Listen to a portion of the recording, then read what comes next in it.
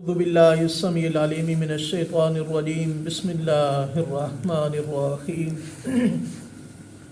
إذ قال الله يا عيسى إني متوفيك ورافعك إلي ومطهرك من الذين كفروا وجاعل الذين اتبعوك فوق الذين كفروا إلى يوم القيامة ثم إلي مرجعكم فأحكم بينكم فيما كنتم فيه تختلفون۔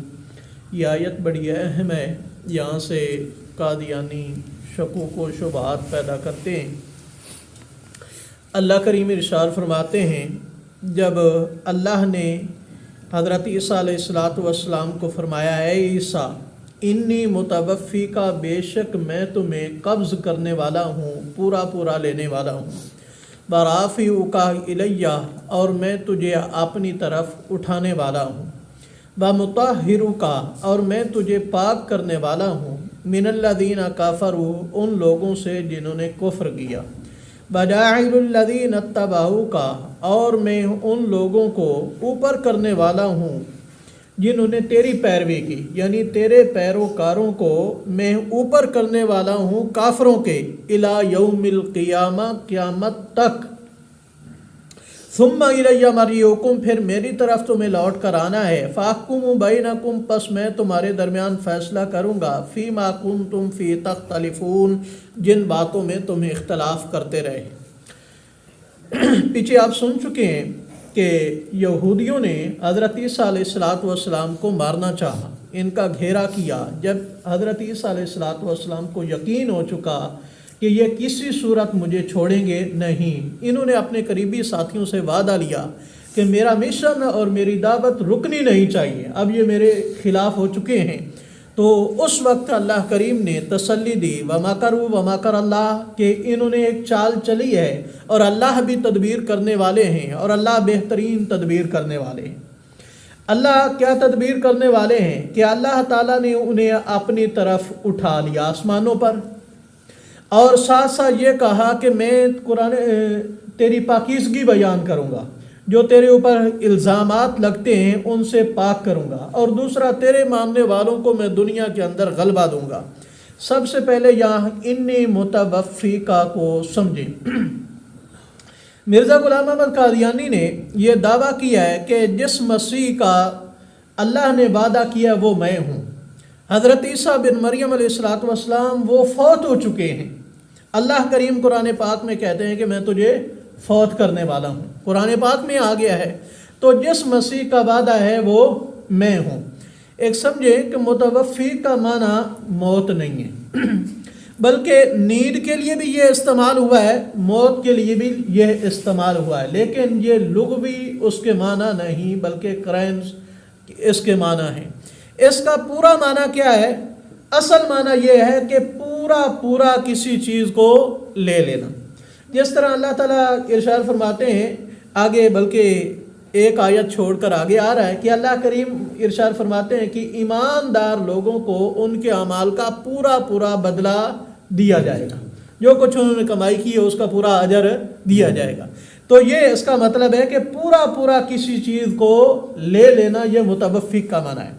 اور دوسرا ساتھ ہی اس کے ساتھ آ گیا ورافعک، کہ میں تجھے بلند کرنے والا ہوں۔ وہ کہتے ہیں یہاں رافع کا معنی ہے درجے بلند کرنا اور روح کا اوپر جانا۔ تو ہر بندے کی جب وفات ہوتی ہے اس کی روح اوپر جاتی ہے، تو یہاں عیسیٰ علیہ السلام کو کیا کہنے کا مطلب ہے کہ میں تجھے اٹھانے والا ہوں؟ ہمیشہ یاد رکھیں، جہاں درجوں کی بلندی مطلوب ہوتی ہے وہاں صرف رفع آتا ہے، الہ ساتھ نہیں آتا۔ الیہ کا معنی یہ ہوتا ہے کہ تیرے جسم اور روح دونوں کو میں اپنے پاس اٹھانے والا ہوں۔ اگر موت ہی اللہ تعالیٰ نے دینی ہے تو پھر شہادت کی دے دیتا۔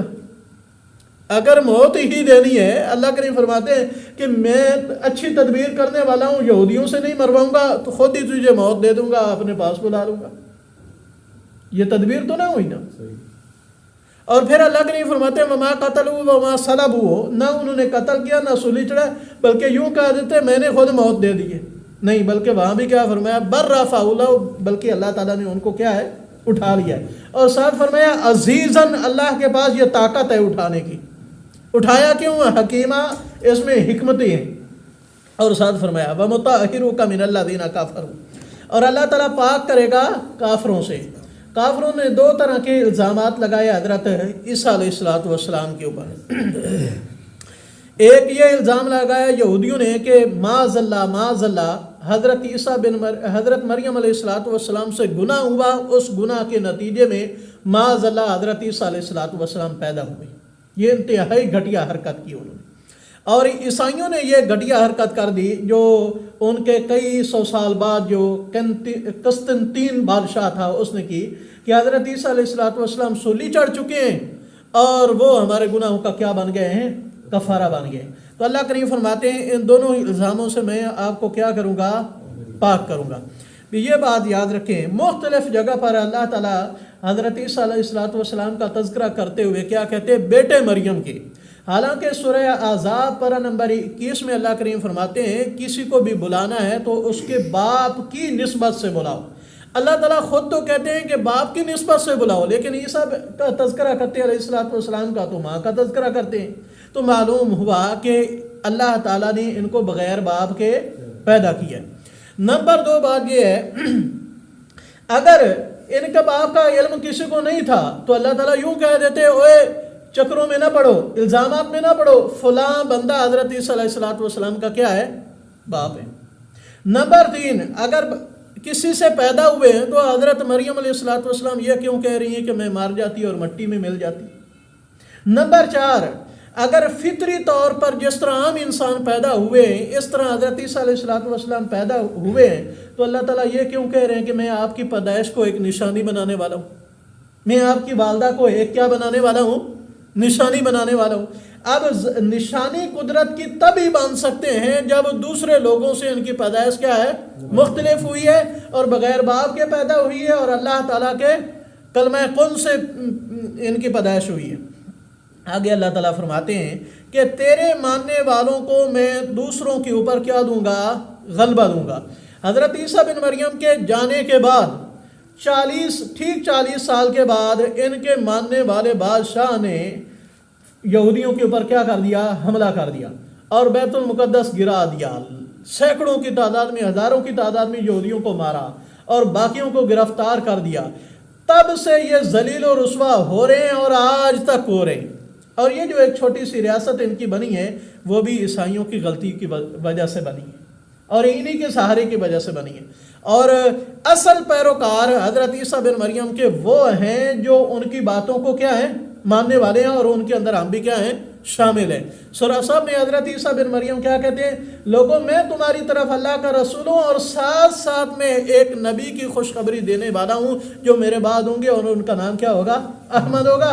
اس خوشخبری کے تحت ہم محمد مصطفیٰ صلی اللہ علیہ وسلم کو کیا ہیں؟ ماننے والے ہیں جو حضرت عیسیٰ بن مریم نے دی ہے۔ تو انشاءاللہ یہودیوں کے اوپر ہمارا بھی کیا ہے؟ غلبہ ہے۔ اللہ تعالیٰ نے یہودیوں کو ذلیل و رسوا کیا ہے۔ اللہ تعالیٰ فرماتے ہیں یہ کبھی بھی عزت کی زندگی گزار نہیں سکتے۔ ہاں ایک صورت ہے کہیں اللہ چھوٹ دے دے یا لوگ ان کو سپورٹ کر دیں تو تب یہ قائم رہ سکتے ہیں۔ یہاں اسرائیل کو لوگوں نے ہی سپورٹ کیا ہے تو تب انہوں نے ایک چھوٹی سی ریاست بنا لی ہے۔ تو اللہ تعالیٰ فرماتے ہیں ثم انشاءاللہ ان قریب اس کے ٹکڑے ہو جائیں گے، انشاءاللہ اس کا خاتمہ ہو جائے گا۔ اللہ تعالیٰ فرماتے ہیں تم سب کو میری طرف لوٹ کر آنا ہے اور جو جن باتوں میں تمہارا اختلاف ہے وہ ان کا بھی میں کیا کر دوں گا؟ فیصلہ کر دوں گا۔ فَأَمَّا الَّذِينَ كَفَرُوا بہرحال وہ لوگ جنہوں نے انکار کیا، فَأُعَذِّبُهُمْ عَذَابًا شَدِيدًا فِي الدُّنْيَا پس میں ان کو عذاب دوں گا، سخت عذاب، دنیا کے اندر بھی اور آخرت کے اندر بھی۔ وَمَا لَهُم مِّن نَاصِرِينَ اور ان کا کوئی مددگار نہیں ہوگا۔ وَأَمَّا الَّذِينَ اور اس کے مقابلے میں وہ لوگ جو ایمان لائے، وَعَمِلُوا الصَّالِحَاتِ اور انہوں نے نیک عمل کیے، فَيُوَفِّيهِمْ أُجُورَهُمْ ان کا پورا کیا دیا جائے گا؟ وہی توفی والا لفظ کیا ہے؟ آ گیا، پورا اجر ان کو دیا جائے گا۔ واللہ لا يحب الظالمین اور یہ یاد رکھنا کہ اللہ ظالموں کو پسند نہیں کرتا بلکہ نیک لوگوں کو اللہ تعالیٰ پسند کرتا ہے۔ تو اللہ تعالیٰ ہمیں نیک بنائے۔